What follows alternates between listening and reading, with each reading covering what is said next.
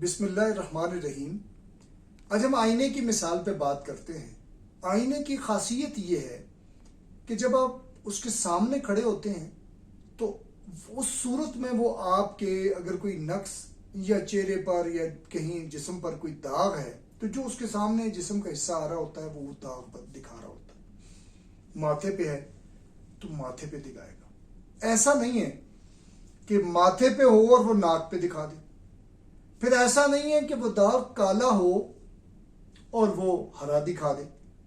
اور پھر ایک اور بات یہ ہے کہ داغ وہ چھوٹا ہو اور یہ بڑا دکھا دے، یا داغ بڑا ہو تو یہ چھوٹا دکھا دے۔ ایسا بھی نہیں ہوتا۔ آئینے کی مثال ایسی ہے۔ پھر ایک لمحے کے لیے آپ سوچیں نا، آپ آئینے سے ہٹ جاتے ہیں اور کوئی شخص اور آئینے کے سامنے آتا ہے تو کیا آئینہ بتائے گا کہ اس سے پہلے جو کھڑا تھا اس کے ماتھے پہ یہ داغ تھا؟ ایسا کبھی نہیں ہوا۔ اچھا، یہ آپ حیران ہو رہے ہوں گے کہ آخر میں آئینے کی یہ تعریفیں کیوں کر رہا ہوں؟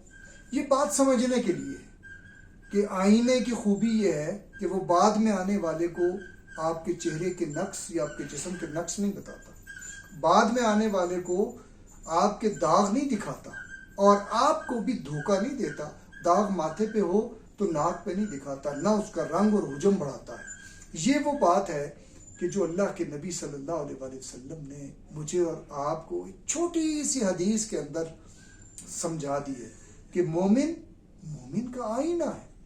گویا یہ نہیں ہو سکتا کہ مومن اپنے بھائی کا ذکر اس کی عدم موجودگی کے اندر کرے اور خاص طور پر اس کا برا ذکر کرے، اور اچھے ذکر کو تو اس کی تحسین کی گئی ہے، برا ذکر نہیں کر سکتا، کیونکہ آئینہ تو نہیں کرتا نا کسی کے سامنے۔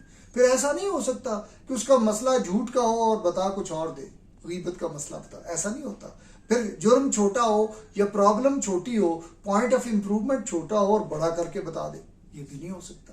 تو یہ بات سمجھنے کی ہے۔ آئیے اتنی خوبصورت مثال جو اللہ کے نبی صلی اللہ علیہ وسلم نے ہمیں دی ہے، آئیے اس مثال سے ہم سمجھیں اور پھر اپنی زندگیوں کو تبدیل کرنے کی کوشش کریں کہ مومن کا آئینہ ہے۔ بہت شکریہ۔